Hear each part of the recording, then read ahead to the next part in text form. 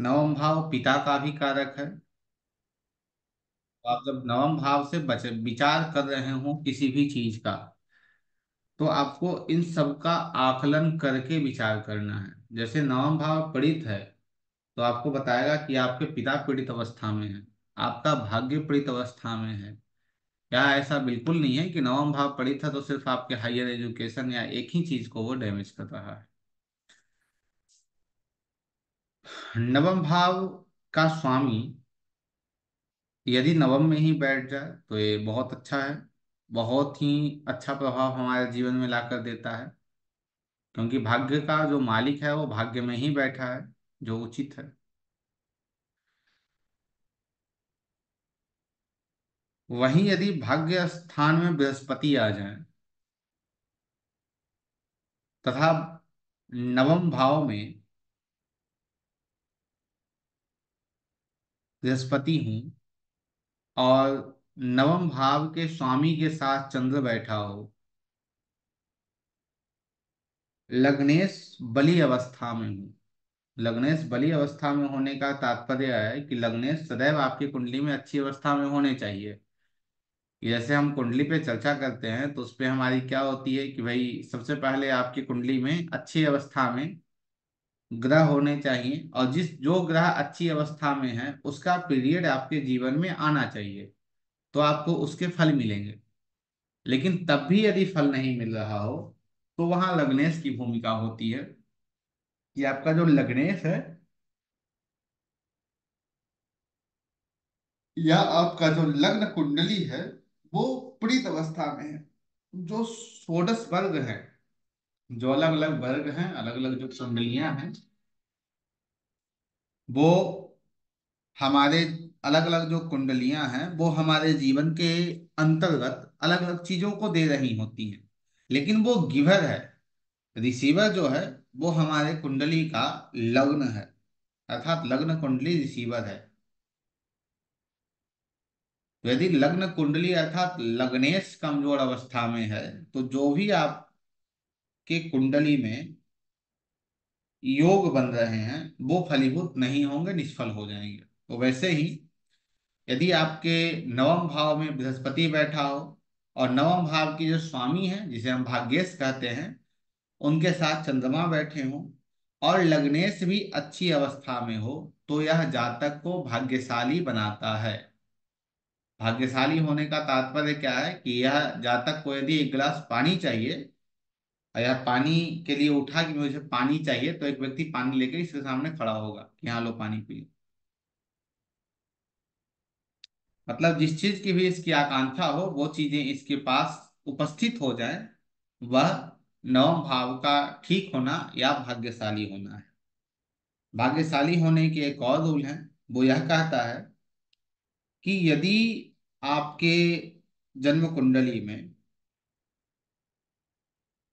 नवम भाव का स्वामी अच्छी अवस्था में हो और नवम भाव में शुक्र और केंद्र में बृहस्पति बैठे हों, नवम भाव में शुक्र और केंद्र में बृहस्पति बैठे हों,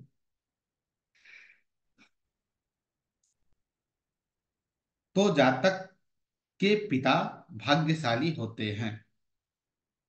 अब यह इसे कैसे रिलेट कर रहा है, जो पहला रूल था उसे देखिए। जो पहला रूल है वो कहता है नवम में बृहस्पति आ जाए, जो शुभ ग्रह हैं। इनका काम क्या है, हमारे जीवन में चीजों को सरलता से देना। और भाग्येश केंद्र में हो, नवम भाव का स्वामी केंद्र में हो, तो नवम भाव का जो स्वामी है वो यदि केंद्र में जाता है तो थोड़ा पीछे जाइए, रिमाइंड कीजिए आप लोग, तो आप लोगों को स्मरण में होगा कि यदि त्रिकोण का स्वामी केंद्र में और केंद्र का स्वामी त्रिकोण में जाए तो एक विष्णु लक्ष्मी राजयोग का निर्माण करता है। तो यह एक विष्णु लक्ष्मी राजयोग बन गया कि नवम का स्वामी केंद्र में चला गया। लग्नेश की अच्छी अवस्था होनी चाहिए। दूसरे रूल के अंतर्गत नवम भाव का जो भावेश है वो अच्छी अवस्था में हो, अर्थात नवमेश अच्छी अवस्था में होने चाहिए, क्योंकि नवमेश यदि अच्छी अवस्था में होगा तो आपके पिता अच्छी अवस्था में होंगे, क्योंकि वो आपके पिता को दिखाता है, पिता को दर्शाता है। और नवम भाव में यदि शुक्र आ जाए, तो शुक्र भी सौम्य ग्रह है, सरलता से चीजों को प्रदान करते हैं। और केंद्र में बृहस्पति आ जाए, तो यह क्या बना रहा है?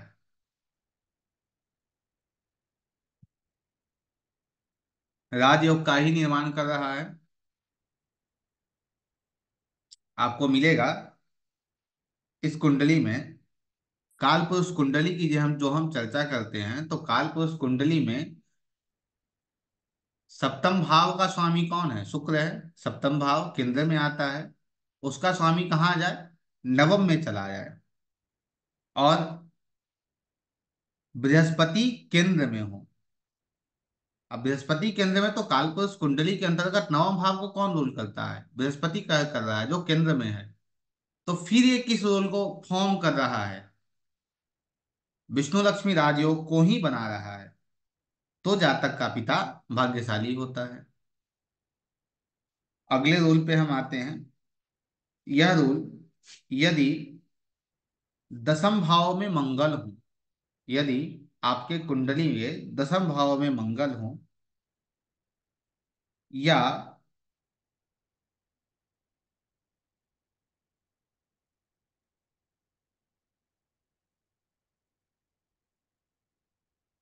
यदि आपके दसम भाव में मंगल हो, या आपके लग्न में मंगल हो, और आपके कुंडली के जो नवमेश हैं, अर्थात जो नवम भाव के स्वामी हैं, वो पीड़ित अवस्था में हो, तो जातक का पिता निर्धन होता है। देखिए, इस रूल को भी यदि थोड़ा सा आप समझने का प्रयास करें तो अच्छे से समझ जाएंगे। यदि दसम भाव में मंगल हो, ठीक है, मंगल पाप ग्रह है। पाप ग्रह कहाँ आया? दसम भाव में आया। अब दसम भाव में पाप ग्रह के आते ही दसम भाव पढ़ित अवस्था में हो गया। दसम भाव पढ़ित अवस्था में होगा तो पिता को निर्धन क्यों कह रहा है यह? इसलिए पिता को निर्धन कह रहा है क्योंकि पिता नवम भाव, और पिता के 10वें भाव से, 9वें भाव से जो दूसरा भाव है वो 10वां भाव है। अर्थात पिता का जो धन है वो कौन सा भाव बताएगा? वो 10वां भाव बताएगा। वहां पाप ग्रह चले आए, तो पाप ग्रह वहां आने के कारण वो क्या करेंगे? वहां अच्छी अवस्था में चीजों को नहीं रहने देंगे, अर्थात धन को एकत्र नहीं होने देंगे, क्योंकि दूसरा भाव एकत्रीकरण है। आप जिन चीजों को एकत्र करते हैं उसका स्थान है, तो वो निर्धन बना रहा है। और साथ ही यह रूल यह भी कहता है कि नवमेष पीड़ित अवस्था में हो, अर्थात नवम भाव का स्वामी पीड़ित अवस्था में हो, तो यह रूल अप्लीकेबल है। लेकिन यहाँ पे एक मानने वाली बात यह है कि यदि जातक का जो पिता है, अर्थात जातक का जो परिवार है, वो किसी ऐसे कार्य में लगा हो जो मंगल संबंधित कार्य को कर रहा हो, जैसे उसके पिता का कोई अपना जिम हो, कोई अपना जिम चलता हो, या उसके पिता लोहे संबंधित किसी कार्य को करते हो, या बिजली विभाग के अंतर्गत हो, तो यहाँ तो आ गया कि भाई इसके जो पिता हैं उन्हें धन कहाँ से आएगा? इन चीजों से ही आएगा। तो वहां पे क्या यूटिलाइजेशन आ रहा है? यूटिलाइज जैसे ही यूटिलाइजेशन वहां काम करेगा तो आपकी क्या स्थिति हो जाएगी? फिर आप वहां पे गलत साबित हो जाएंगे कि यह जो है वो योग नहीं काम कर रहा है।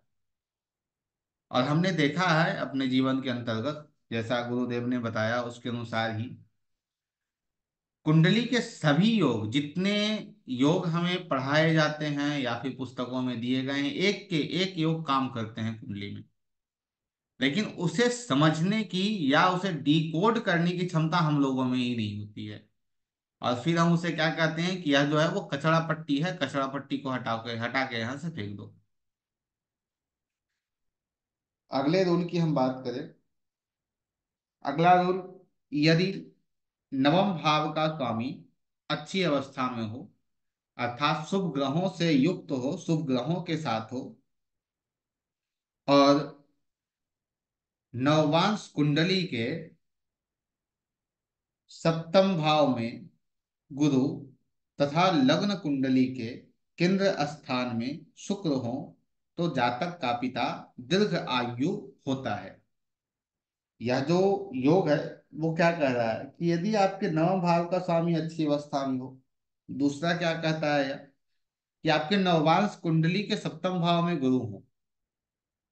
नववांश कुंडली के सप्तम भाव में गुरु हो।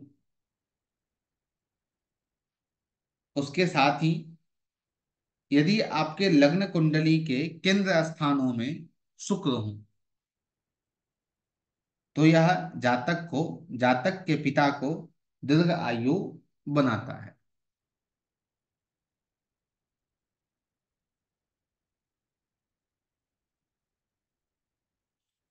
कैसे? जैसे आप नवम भाव की कुंडली को बनाते हैं, नवम भाव को लग्न मान लेते हैं आप, तो बृहस्पति उस कुंडली के दसम भाव में चले आएंगे। बृहस्पति उस कुंडली के दसम भाव में चले आएंगे। अब दसम भाव में गुरु के आने के कारण स्थितियां यह बन जाएगी कि जातक की मृत्यु जल्दी नहीं होगी। क्यों नहीं होगी? क्योंकि कर्म के स्थान पे कौन आए हैं? बृहस्पति आए हैं। और कर्म के स्थान पे बृहस्पति के आने के कारण जातक अपने जीवन को अच्छे से जी पाता है। या फिर जब हम अष्टम भाव की व्याख्या कर रहे थे तो आपको स्मरण में होना चाहिए कि आयु की गणना के लिए प्रथम भाव, अष्टम भाव, दसम भाव और शनि, इनकी भूमिका होती है। यदि इन भावों के भावेशों के साथ या इन भावों में या शनि के साथ शुभ ग्रह ना हो, तो जातक के अर्थात जातक की मृत्यु होती है। लेकिन यहां हम क्या देख पा रहे हैं कि दसम भाव में गुरु आ रहे हैं, जिस कारण से जातक दीर्घ आयु होता है। आगे बढ़ते हैं। जो छठा रूल है वो यह कहता है कि यदि नवम भाव का स्वामी केंद्र में हो, यदि नवम भाव का स्वामी केंद्र में हो और उसके ऊपर बृहस्पति की दृष्टि पड़ रही हो, तो जातक का पिता धन धनवान होता है। अब यह जो रूल है वो क्या कह रहा है कि नवम भाव का स्वामी केंद्र में हो, अर्थात त्रिकोण से वो जैसे ही केंद्र में आया तो उसके लिए एक धनयोग का निर्माण हो गया। उसके साथ ही यदि यह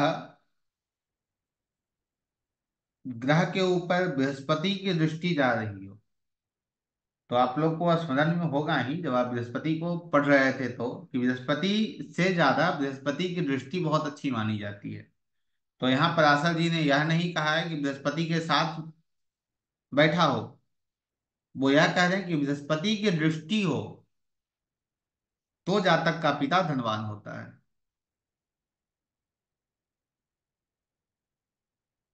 यदि नवम भाव का स्वामी दसम भाव में और दसम भाव का स्वामी नवम भाव में, तो जातक का पिता धनी होता है।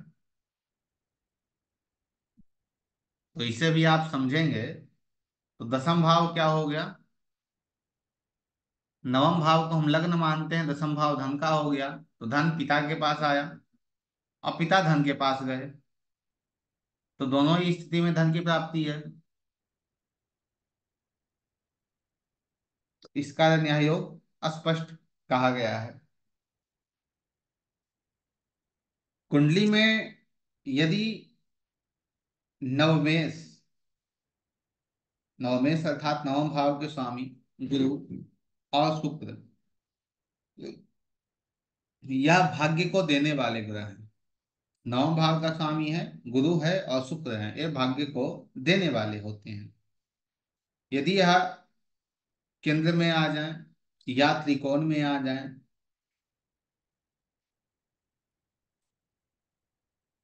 या शुभ ग्रहों के साथ आ जाए, तो जातक भाग्यशाली होता है। गुरु, शुक्र और नवम भाव का स्वामी, तो जातक भाग्यशाली होता है। गुरु व शुक्र यदि चौथे या 10वें भाव में हो तथा नवम भाव का स्वामी केंद्र या त्रिकोण में हो तो जातक भाग्यशाली होता है। गुरु और शुक्र चौथे या 10वें में हो, यदि ये दोनों ग्रह इन दोनों भावों में जाते हैं तो उन घर की जो चीजें हैं उसे सरलता से दे देंगे। लेकिन यदि गुरु दशम में जाते हैं तो उचित नहीं है वो। तो गुरु चतुर्थ में, शुक्र दशम में, तो जिस कार्य को करेगा व्यक्ति उससे धन आएगा।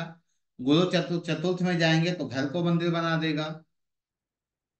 और साथ ही नवबेश केंद्र में हो या त्रिकोण में ही हो तो यह भी एक राजयोग का निर्माण कर रहा है। तो इस स्थिति में व्यक्ति भाग्यशाली होता है।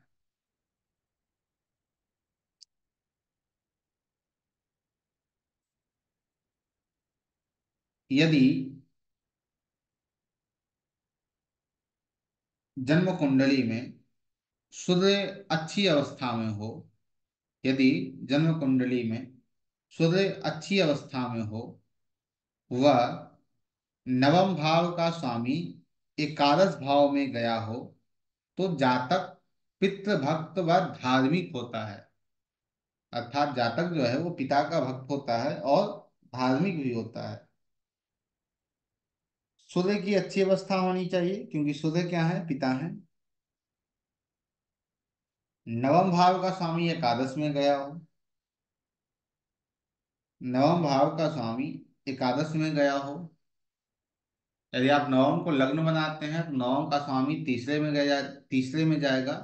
यदि आप जातक की कुंडली रखते हैं तो नवम का स्वामी एकादश में जाएगा। दोनों भाव क्या है, त्रिषणाय है। त्रि दोनों भाव क्या है, उपचय है, क्योंकि त्रिषणाय तो उसके स्वामी होते हैं। यह तो जातक पितृ भक्त व धार्मिक होता है। अब इसे आप समझेंगे यदि, तो तीसरा भाव जो है वो अट्रैक्शन का है। तीसरा भाव जो है अट्रैक्शन का है। तो इन चीजों के कारण ही यदि नवम का स्वामी एकादश में गया हो तो जातक अपने पिता का भक्त होता है, अर्थात पितृ भक्त होता है, पितृ की सारी बातों को मानने वाला हो।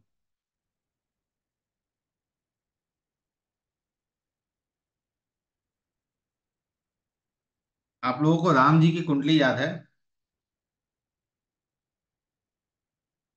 राम जी की जो कुंडली है वो कर्क लग्न की है।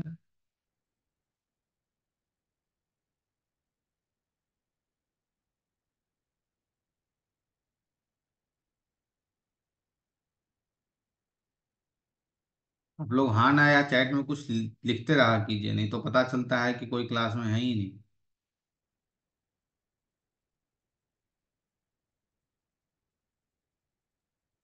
तो राम जी के कुंडली के अंतर्गत आप देखेंगे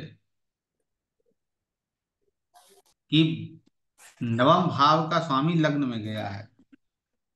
नवम भाव का जो स्वामी है वो लग्न में गया है। तो यह पितृभक्त को बनाता है क्योंकि पिता का प्रभाव कहाँ गया, पुत्र के ऊपर, लग्न के ऊपर। तो यह पितृभक्त बनाता है। वहां पे राम जी कुंडली आप लोग बना लीजिए, कर्क लग्न की है तो आप और अच्छे से समझ पाएंगे। बनाइए।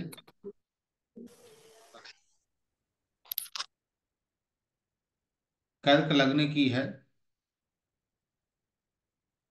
राहु तीसरे में बैठे हैं।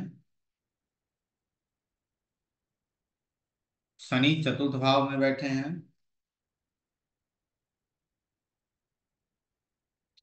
मंगल सप्तम में है। शुक्र और केतु नवम में है। सूर्य दशम में है। बुध एकादश में है। तो नवम भाव में कौन आ गए, शुक्र आ गए और केतु आ गए। तो इस कुंडली में आप देखेंगे आप कि शुक्र क्या है, त्रिषणाय हो गए और चतुर्थ के भी स्वामी हैं। तो दशरथ जी के पास सब कुछ था, जो नहीं, हर उस चीज की प्राप्ति उनके पास थी। वहां केतु बैठा है, वो जो दशरथ जी थे वो गुरु के भक्त थे। लेकिन शुक्र त्रिसराय भी हो रहा है, तो इसके अंतर्गत यह कष्ट भी दे रहा है, कष्ट भी दिया, और वो मृत्यु को भी प्राप्त हुए।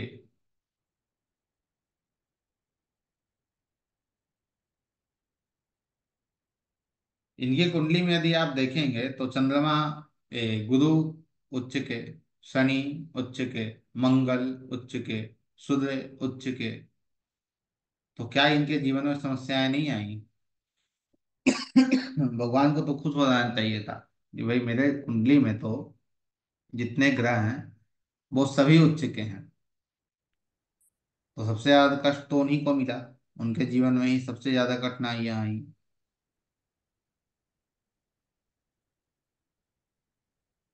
ठीक वैसे ही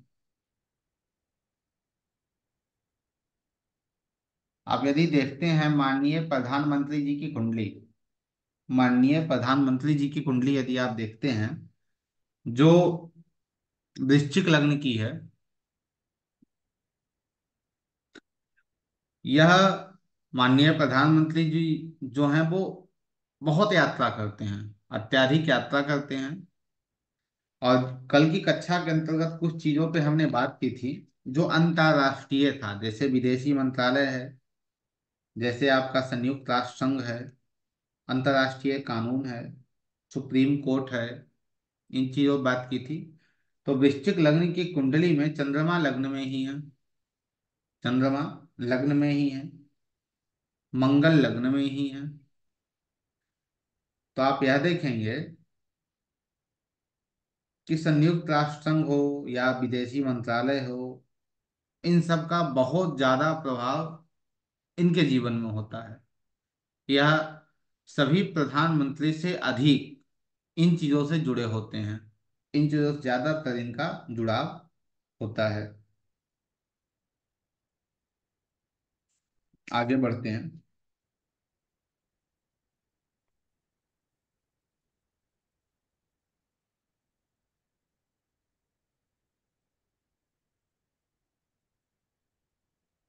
यदि सूर्य पंचम भाव में हो, यदि सूर्य पंचम भाव में हो या नवम भाव में हो, और नवम भाव का स्वामी सप्तम भाव में हो, तथा गुरु का संबंध बन रहा हो, तो जातक पितृ भक्त होता है।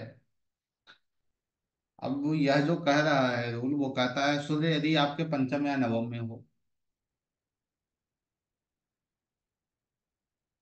नवमेश का स्वामी सप्तम में हो,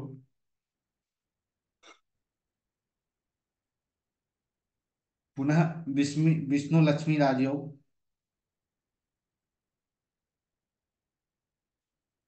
साथ ही गुरु का संबंध बन रहा हो, तो जातक पितृभक्त होता है। सूर्य क्या है? पिता का कारक है। पिता कहाँ गए? पंचम में गए या नवम में गए, तो पिता का प्रभाव इस व्यक्ति के जीवन पे हुआ। साथ में गुरु आ गए, गुरु जो है वो आशीर्वाद को दर्शाते हैं, भक्ति को दर्शाते हैं। इस कारण से यह जो संबंध बना वो इसका बना। आगे, यदि नवम भाव का स्वामी दूसरे भाव में हो, या दूसरे भाव का स्वामी नवम भाव में हो, यदि नवम भाव का स्वामी दूसरे भाव में हो, दूसरे भाव का स्वामी नवम भाव में हो, तो जातक का भाग्य का उदय 32 वर्ष के बाद होता है। तो जातक के भाग्य का उदय 32 वर्ष के बाद होता है।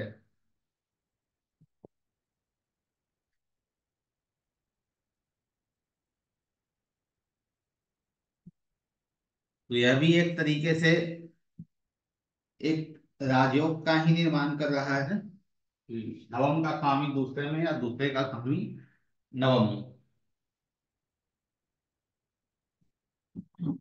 यदि लग्नेश नवम भाव में हो, यदि लग्नेश नवम भाव में हो,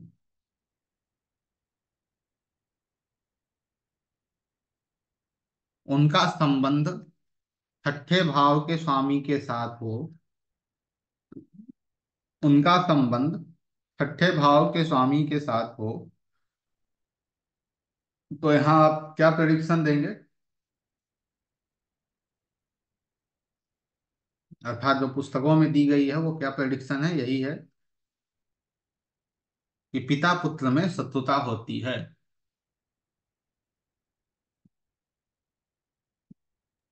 अब यहाँ तो यह पिता पुत्र में शत्रुता बता रहा है, लेकिन यदि जातक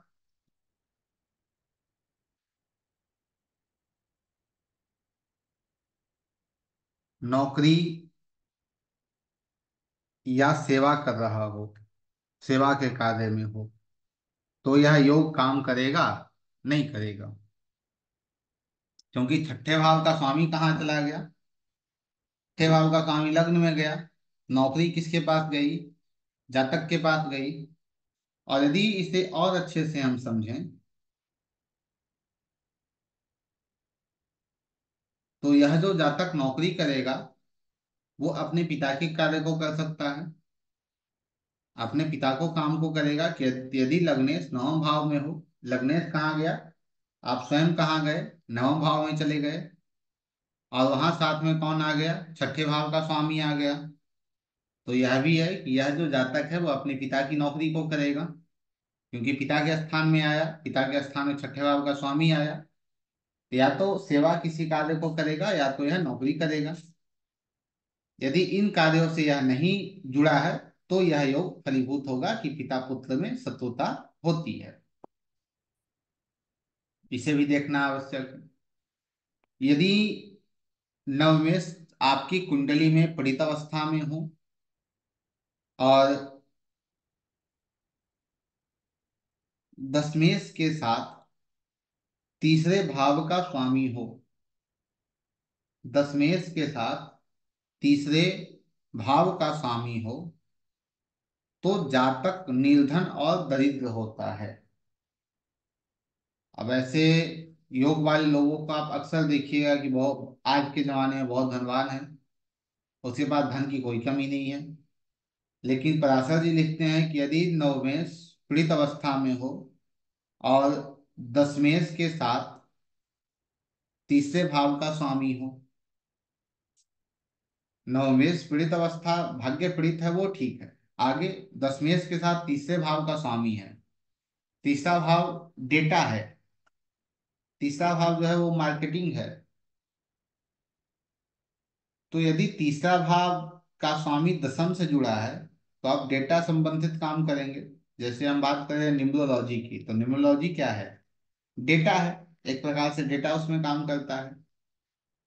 तो आप डेटा संबंधित कार्य कर रहे होंगे, उससे आपको धन की प्राप्ति होगी, या फिर वो आपका कर्म होगा।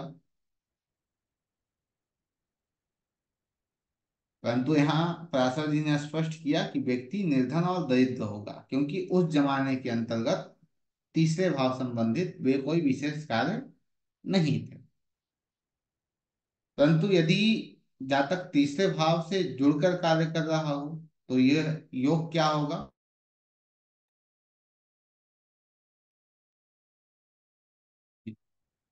या अपनी अच्छी अवस्था में कार्य नहीं करेगा। तो अभी तक जो हमने बात की वो लगभग 13 से 14 योग पे बात की। ठीक है। एक कुंडली बनाइए, उसके बाद और किन्हीं योगों पे हम बात करें। क्योंकि यदि उन योगों को आप अच्छे से समझते चले जाएं तो आपके लिए और बेहतर रहेगा। एक कुंडली का निर्माण कीजिए।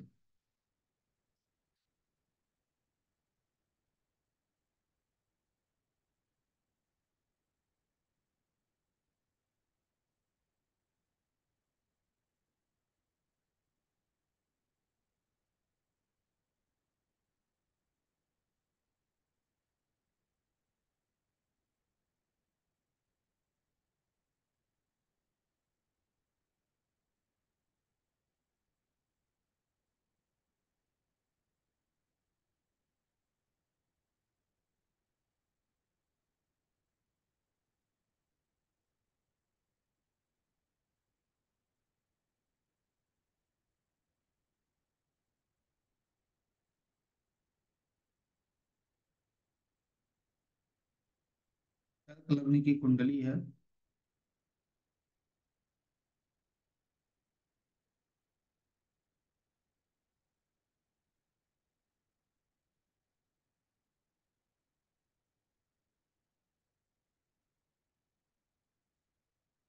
सूर्य इस कुंडली में छठे भाव में है।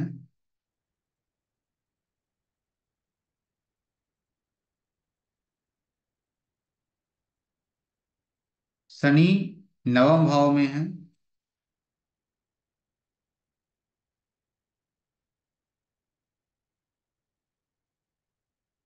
बुध लग्न में बैठे हैं।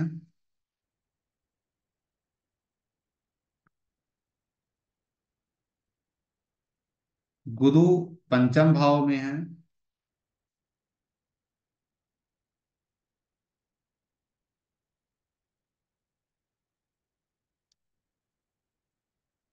अब ये जो कुंडली है, इसका विश्लेषण आप करेंगे।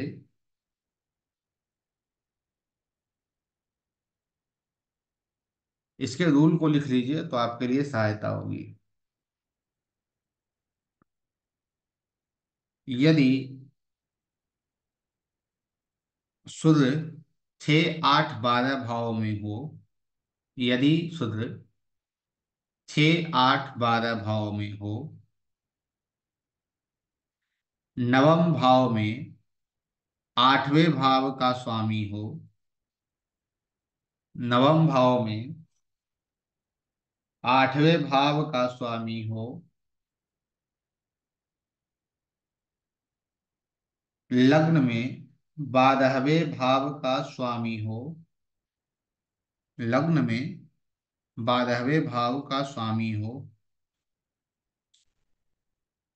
पंचम भाव में छठे भाव का स्वामी हो, तो जातक के उत्पन्न होते ही या जातक के उत्पन्न होने से पूर्व पिता की मृत्यु हो जाती है। तो आप लोग में से कोई एक व्यक्ति इसकी व्याख्या करेंगे कि आखिरकार यह जो कुंडली है, इस पे यह रूल कैसे अप्लीकेबल है या फिर ये कैसे काम करेगा, बताइए।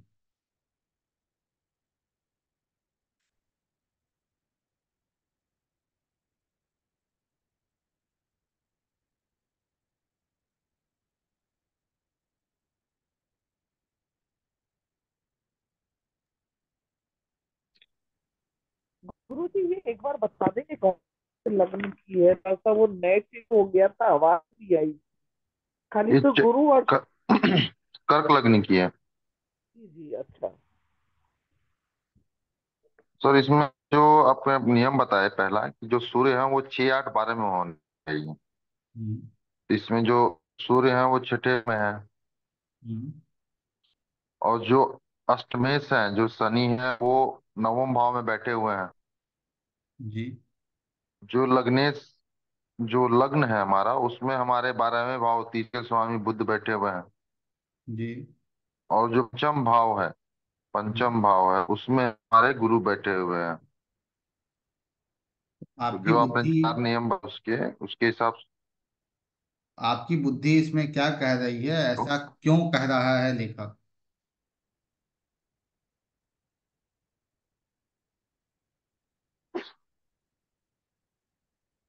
से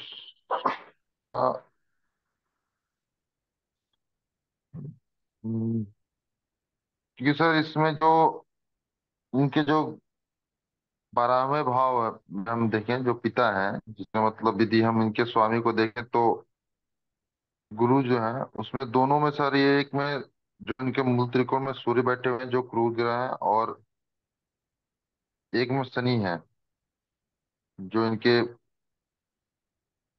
अष्टम के स्वामी है। एक्चुअली एक तो वही दिख रहा है सर, जो मृत्यु का है, ठीक। शनि की देखिए। वजह से। हाँ, देखिए कैसे इसे समझेंगे। सूर्य छठे में चला गया। सूर्य जो स्वयं पिता का हम्म। कारक है, वो छठे में चले गए। हम्म। दूसरा, आठवें भाव का हम्म। स्वामी नवम में गया, अर्थात मृत्यु किसके पास चला आया? पिता के पास चला आया। पिता ठीक के है। पास चला आया। अब पिता के पास चला आया, 12वें का स्वामी लग्न में गया। 12वें भाव का स्वामी लग्न में गया। यह क्या बता रहा है? हानि बता रहा है। यह क्या बता रहा है? हानि होगी। हम्म। ठीक है।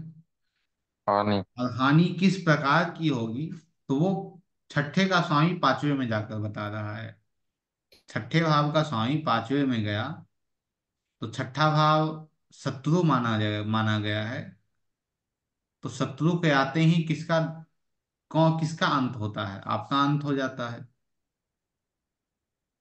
इस कारण से ही छठे भाव का स्वामी पांचवे में, सूर्य छठे भाव में, 12वें का स्वामी लग्न में, 8वें का स्वामी नवम भाव में। इस रूल के अंतर्गत जातक के जन्म के पूर्व ही पिता की मृत्यु हो जाती है। लेकिन पुनः हम लोग तो है यूटिलाइजेशन को मानने वाले हैं। तो यदि हम यूटिलाइजेशन को यहाँ पे लेकर हम्म। चलें तो ये कैसे काम करेगा?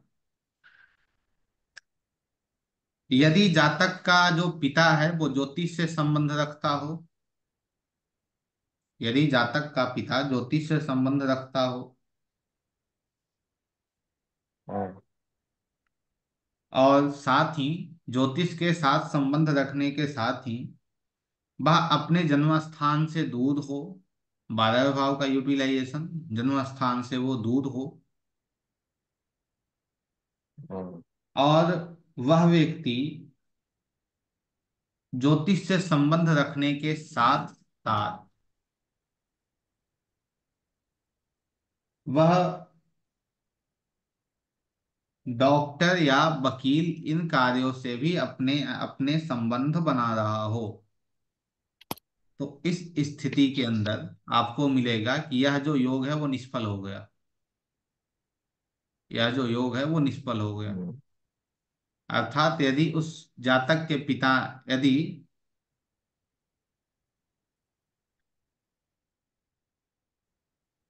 तो यह योग क्या है? निष्फल अवस्था में चला जाएगा। ठीक है। अब एक काम कैसे कर रहा है उसे देखिए। नौ भाव को हम लग्न मानते हैं, तो नौ भाव को हम लग्न मानेंगे तो बा आपके लग्न में कौन आ गया? 12वें का स्वामी आ गया। ठीक है। नौ भाव को हम हम्म। लग्न मानते हैं यदि, तो 12वें का स्वामी आपके लग्न में आ गया, हानि आपके पास आया। अब व्यक्ति बंदा जो है वो विदेश में है, तो इसका तो कोई प्रभाव नहीं पड़ेगा। हम्म। इसका कोई प्रभाव वहां नहीं पड़ेगा। फिर यह कह रहा है कि 8वें का स्वामी 9वें में चला जाए, क्योंकि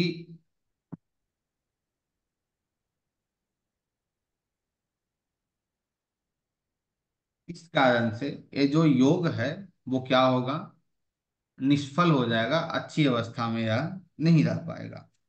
दूसरा एक योग जो बिल्कुल वैसे ही काम करता है वो यह है, यदि सूर्य अष्टम भाव में हो, यदि सूर्य अष्टम भाव में हो, वह नवम भाव में अष्टमेश बैठा हो, अर्थात 8वें भाव का स्वामी नवम भाव में बैठा हो, तो जन्म से 1 वर्ष के भीतर ही पिता की मृत्यु हो जाती है। जन्म से 1 वर्ष के अंदर ही पिता की मृत्यु हो जाती है। लेकिन इसके लिए यह एक रूल है कि नवम भाव के स्वामी का पीड़ित होना अति आवश्यक है। यदि नवम भाव का स्वामी पीड़ित अवस्था में नहीं है तो यह योग कार्यरत नहीं होगा, यह योग काम नहीं करेगा। आगे, यदि 12वें भाव में, यदि 12वें भाव का स्वामी नवम भाव में हो, यदि 12वें भाव का स्वामी नवम भाव में हो और नवम भाव का स्वामी अपने नववांश कुंडली में पीड़ित अवस्था में हो, अपने नववांश कुंडली में पीड़ित अवस्था में हो, तो जातक के पिता की मृत्यु जातक के तीसरे या 16वें वर्ष में होती है। जातक के पिता की मृत्यु तीसरे या 16वें वर्ष में होती है। ठीक है। ये जो कुछ हैं रूल हैं जो हम आप लोगों के समक्ष रखें।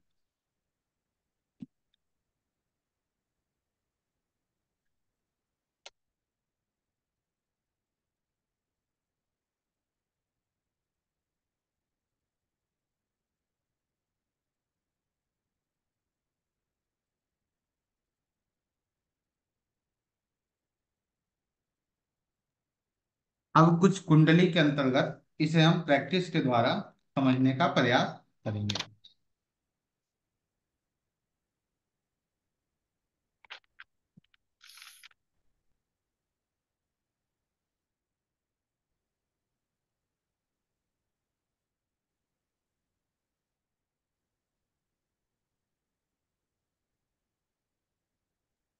कि प्रमुख रूप से जो हमारा भाव है वो नवम है।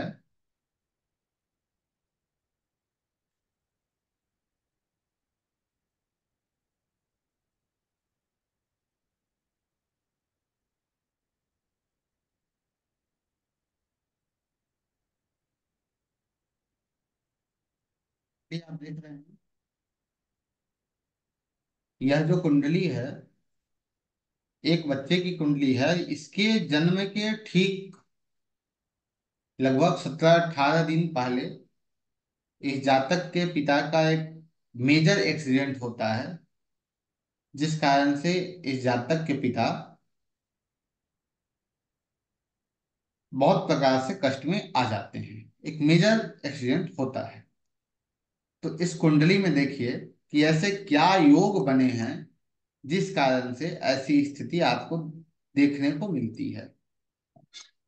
तो नवम भाव में आपको देखने को मिलेगा कि इस कुंडली के नवम भाव में बुध हैं और शुक्र हैं। और नवम भाव का जो भावेश है वो कहाँ गया है? सप्तम में गया है। बुध कहाँ के स्वामी है? केंद्र के स्वामी है। शुक्र कहाँ के स्वामी है? हानि के स्थान के स्वामी है। हानि स्थान के कौन स्वामी है? शुक्र हो गए। शुक्र यहाँ चले आए। और हानि किससे होगी? हानि जो है वो किससे होगी? तो यह बता रहा है कि भाई पंचम भाव का स्वामी भी आ रहा है वहां। और हानि अर्थात पुत्र से हानि होगी। ठीक है। इसका जो स्वामी है अर्थात जो इसका इस भाव का स्वामी है वो कहाँ है?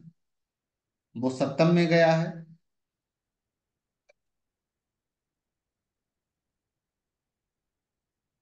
तो सप्तम में जाने के बाद इसकी स्थिति क्या बन रही है? वो किसके साथ बैठा? केतु के साथ चला गया और गुरु के साथ चला गया। गुरु गुरु जो है वो अच्छी अवस्था में नहीं है, गुरु कमजोरी स्थिति में है। अर्थात बल में कहा जाए तो केतु से कम है। तो केतु का प्रभाव वहां गया। तो इस कारण ऐसी स्थिति बनती है। इसे छोड़कर और आप आगे जाएंगे तो एक ग्रह को आप देख रहे होंगे जो नवम भाव के स्वामी को देख रहा है। नवम भाव के स्वामी को देख रहा है। ठीक है। मंगल अपनी 8वीं दृष्टि से देख रहा है। और मंगल की आठवीं दृष्टि अर्थात मृत्यु तुल्य कष्ट। तो जैसे ही बच्चे का जन्म हुआ, वो मृत्यु तुल्य कष्ट लेकर आया। लेकिन यहाँ एक और प्रश्न आपका हो सकता है कि भाई इतना कष्ट है तो मृत्यु क्यों नहीं हुई, अर्थात बच्चे के जो पिता हैं वो अपनी अच्छी अवस्था में पुनः क्यों लौट रहे हैं, या वो ठीक क्यों है। क्योंकि वहां नवम में बुद्ध बैठा है। और बुद्ध के बारे में ध्यान हो यदि आप लोगों को हो तो आपने बुद्ध के बारे में पढ़ा है, नवम भाव केंद्र स्थान के बारे में पढ़ा होगा कि जो केंद्र स्थान है उसे विष्णु स्थान कहते हैं, अर्थात यह प्रोटेक्टर का कार्य करता है। तो प्रोटेक्टर का कार्य करने वाला वो कहाँ है, नवम में पिता के स्थान में बैठा है। तो इस कारण से भी ऐसी स्थितियां बन रही हैं। दूसरी कुंडली है,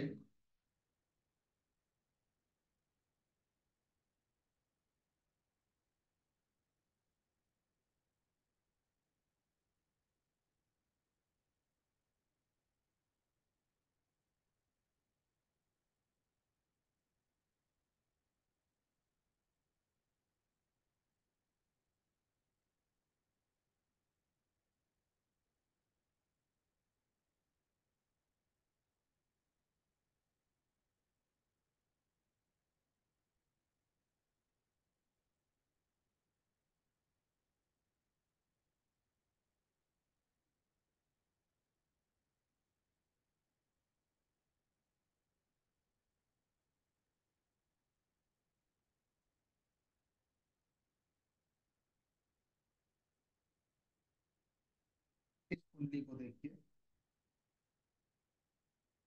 इस जातक के पिता भी अभी नहीं है, ठीक है।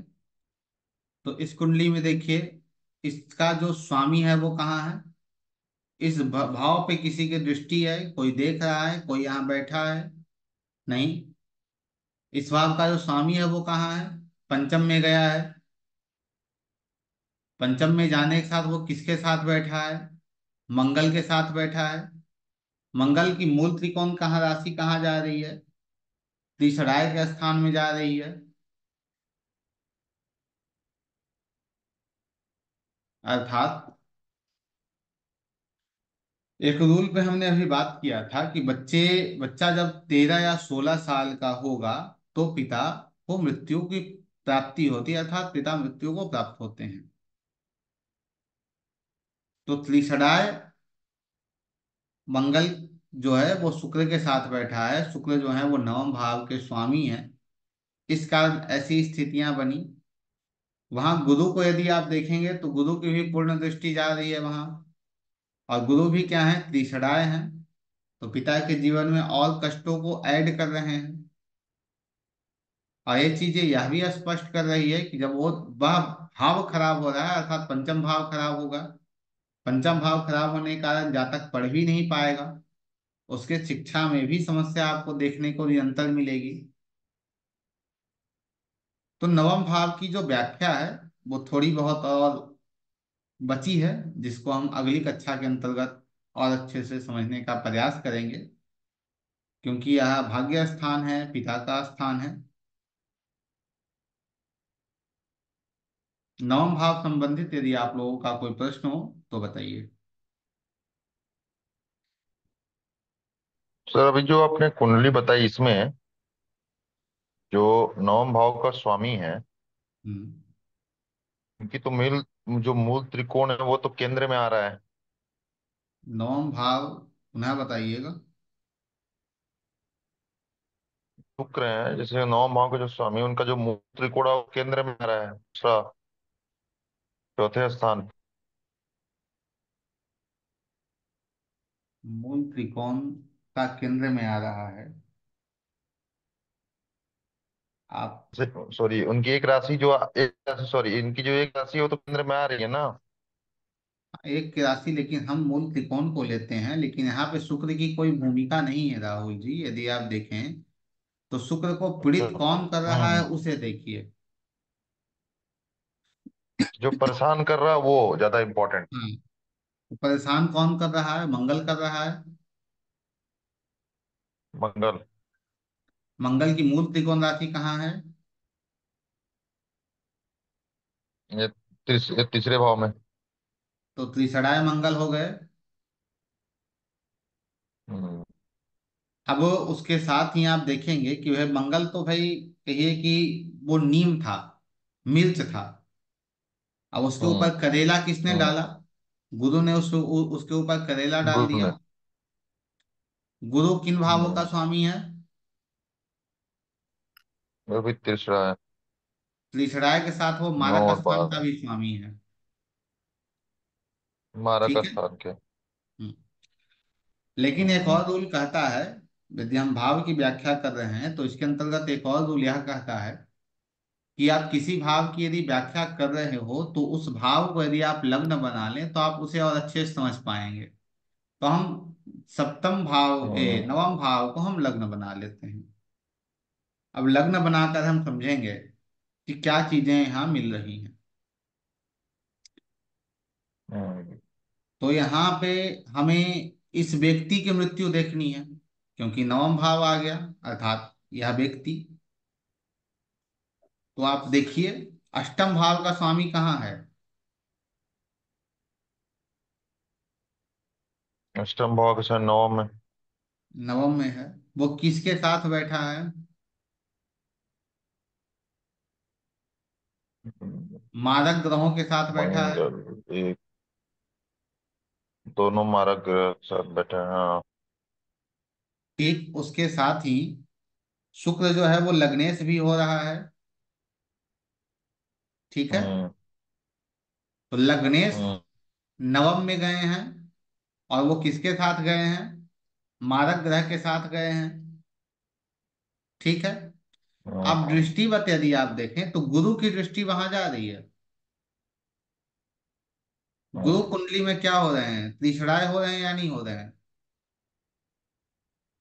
तीसरा है। त्रिषणाय हो रहे पूरी हैं। तरह से तीसरा है। ठीक है। तो क्या आपको इस व्यक्ति की मृत्यु दिख रही है? जी।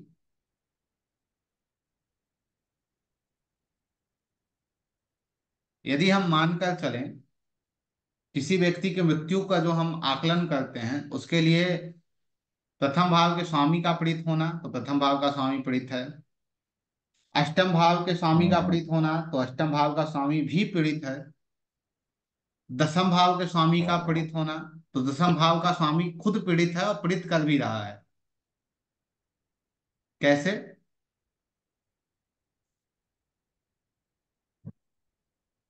देखिए, जो लग्न का स्वामी है वो यहाँ आ गया, और लग्न के स्वामी को गुरु देख रहे हैं, इस कारण लग्न का स्वामी पीड़ित हो गया। हम्म। अब इसके साथ में आठवें भाव का स्वामी भी यहाँ है, और आठवें भाव के स्वामी को भी गुरु देख रहे हैं, तो आठवें भाव का स्वामी भी पीड़ित हो गया। अब आठवें भाव का स्वामी और दो मारक स्थानों का स्वामी, क्योंकि मंगल तो न्यूट्रल है लेकिन वो आठवें हम्म। भाव के स्वामी के साथ आ रहा है, तो भी वहां वो समस्या क्रिएट करेगा। तो यहाँ क्या हो गया? वो हम्म। गुरु को प्रेरित कर दिए, अर्थात इस कुंडली के छठा भाव जो है वो पीड़ित अवस्था में हो गया। गुरु भी पीड़ित अवस्था में चले गए। उसके साथ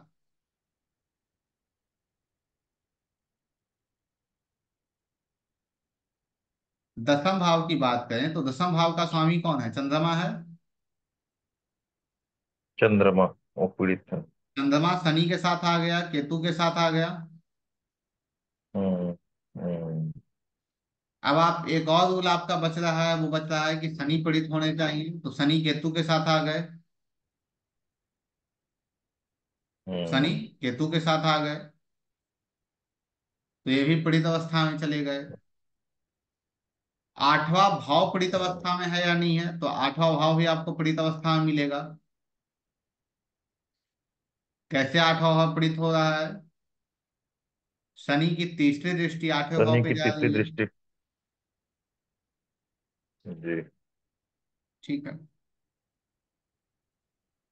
इस तरीके से आपको यह आकलन मिल गया पूरे तरीके से कि यह हम उस व्यक्ति की चार्ट नहीं लगाए हैं, ये ध्यान में रखिएगा। हमने किसका चार्ट लगाया है? उसके बच्चे का, उसके उसके लड़के बेटे का। के। हाँ, तो उसके बेटे का जो चार्ट है वो पूरी तरह एक्सप्लेन कर रहा है। ठीक है, पूरी तरह इन चीजों को एक्सप्लेन कर रहा है।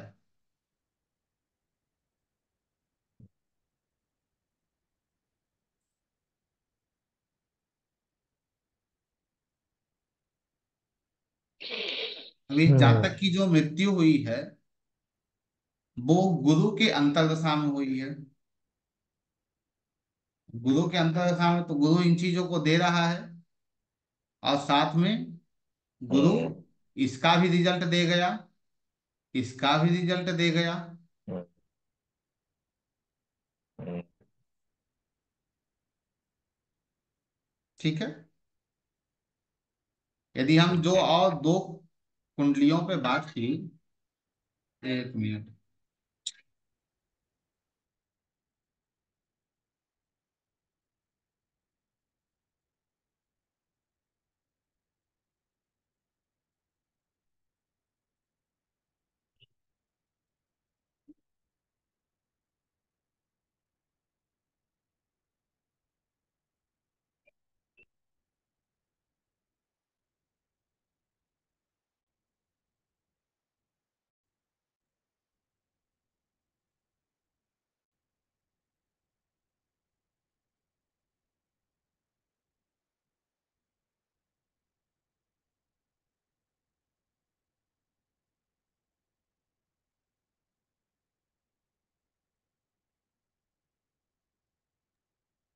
जी, एक और कुंडली विनायक मिश्रा पे हमने चर्चा की थी। तो विनायक मिश्रा कुंडली को यदि हम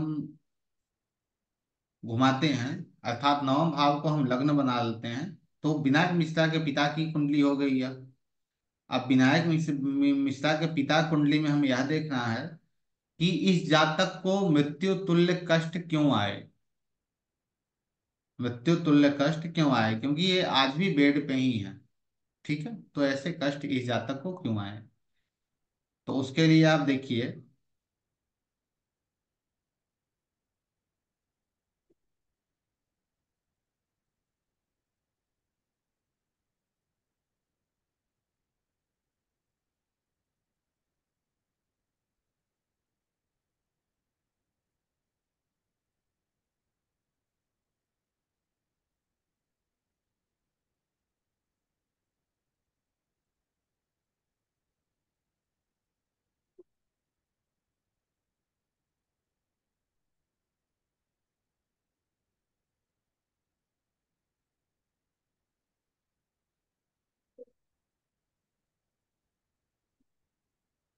बहुत अच्छी एक शिक्षा भी आपको इस कुंडली में देखने को मिलेगी। कैसे?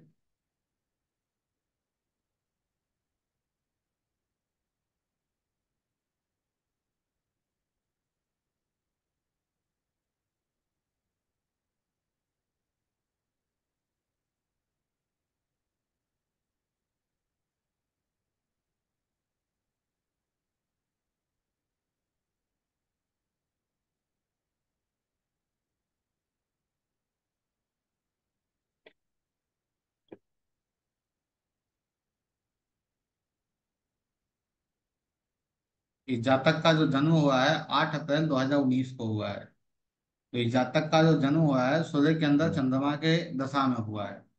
ठीक है, आपको चंद्रमा कहीं हम्म। दिख रहे हैं कुंडली में? जी सर, तीसरे भाव में है। तीसरे भाव में है। कहाँ के स्वामी हैं? छठे के छठे स्वामी भाव हैं। में। ठीक है, तो छठे का स्वामी तीसरे में गया। पुनः इस कुंडली में गुरु को देखें तो गुरु की क्या स्थिति है?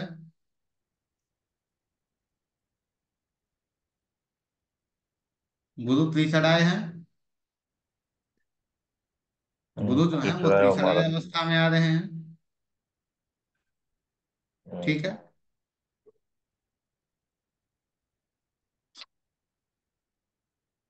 अब आपको देखने को मिलेगा कि ये जातक जो है पूरी तरह कष्ट में चला गया,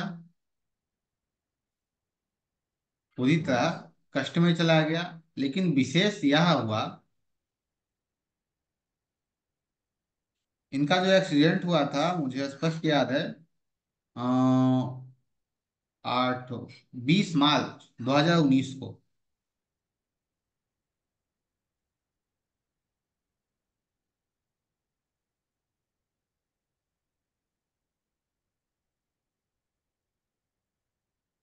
तो आप इसमें देखेंगे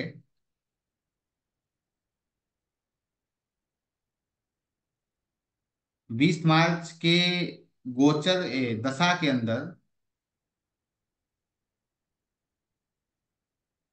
अंतर प्रत्यंतर दशा में राहु आ रहे हैं, प्रत्यंतर दशा में राहु आ रहे हैं। इनका एक्सीडेंट हुआ था, जो एक्सीडेंट के कारक भी राहु है। और जो एक्सीडेंट हुआ था वो गाड़ी से चलते हुए हुआ था, ये बाइक से कहीं जा रहे थे, उस क्रम क्रम में हुआ था। तो बाइक से चलने का क्रम जो है वो तीसरा घर आ गया, चंद्रमा आ गया।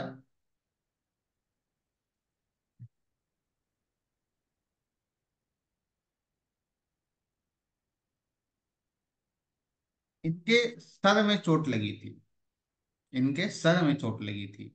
तो क्या आप कहीं से देख पा रहे हैं कि इनके सर में चोट क्यों लगी, बताइए। कहीं से आप समझ पा रहे हैं कि इनके सर में चोट लगी, सर में तो क्यों लगी?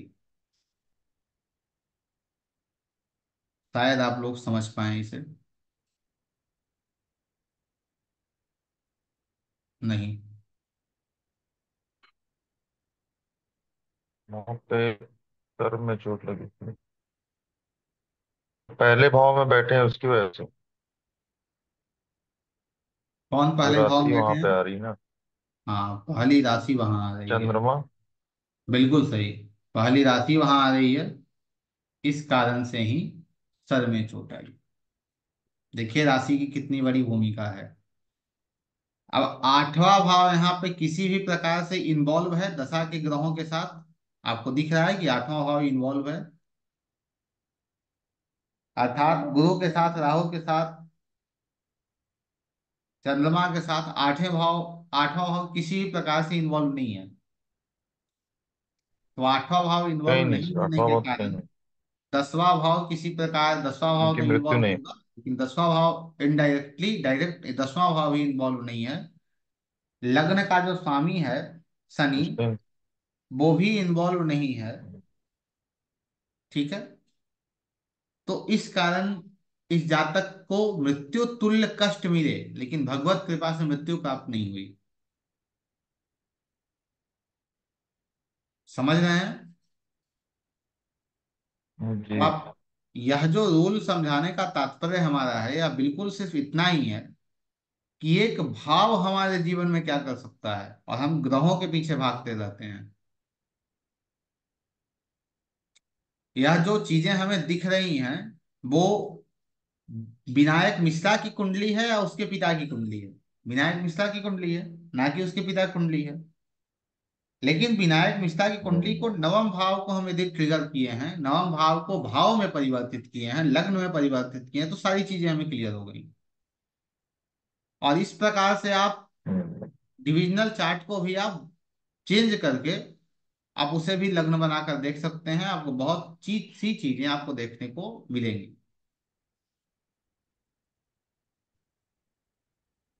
कभी किसी कक्षा के अंतर्गत जब भाव समाप्त हो जाए तो द्वादशांश स्मरण कराइएगा। द्वादशांश आप लोग समझ लीजिएगा, क्योंकि जो द्वादशांश है वो पिता माता के बारे में समझने में बहुत अच्छी भूमिका देता है।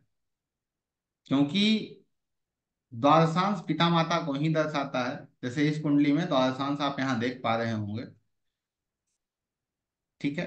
तो द्वादशांश में लग्न में ही राहु है, सप्तम में केतु आ गए। बहुत सारी चीजें आपको, चंद्रमा जो है वो त्रिषणाय होकर एकादश में चला गया। लग्न का स्वामी जो है वो छठे में चला आया, और लग्न का स्वामी यहाँ शुक्र जो है वो त्रिषणाय हो गया।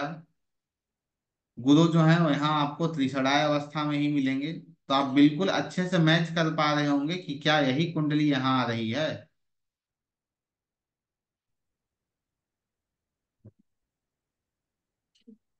यही कुंडली आपको वहां देखने को मिल रही है। फिर इसकी अपनी एक दशा भी होती है। ठीक है। द्वादशांश की अपनी दशा भी है। तो द्वादशांश की दशा हम बना लिए। तो तो द्वादशांश की दशा के अंतर्गत आपको अच्छे से चीजें देखने को मिलेंगी। जैसे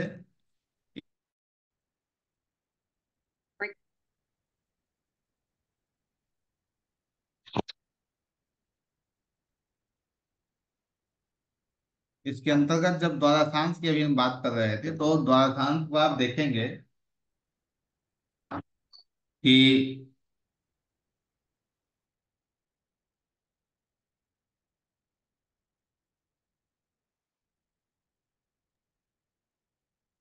वहां किसकी दशा आपको मिल रही है, अंतर्दशा राहु की। राहु लग्न में है। तो आपको इससे ही क्लियर हम्म। आपको पता चल रहा होगा कि जो स्थिति बनी है वो ऐसी क्यों बनी है। इसमें आपको यह देखने की आवश्यकता है कि नवम भाव का स्वामी कहाँ है। क्योंकि पिता को आप देख रहे हैं तो नवम भाव को देखना आवश्यक है, लग्न को देखना आवश्यक है। तो लग्न पीड़ित अवस्था में आ गए, और नवम भाव का जो स्वामी है वो छठे में चला आया, शुक्र त्रिछड़ाए के साथ चला आया। तो ये चीजें स्पष्ट आपको दिख रही होंगी। तो ऐसे दौरान से भी विचार करते हैं इसके बारे में भी। और भी बहुत सारी चीजें हैं षोडश वर्ग के अंतर्गत जो अलग अलग चीजों को दर्शा रही होती है जीवन में। तो समय के साथ इसकी भी चर्चा की जाएगी। कोई प्रश्न आप लोगों का हो तो बताइए। जी नहीं सर। धन्यवाद।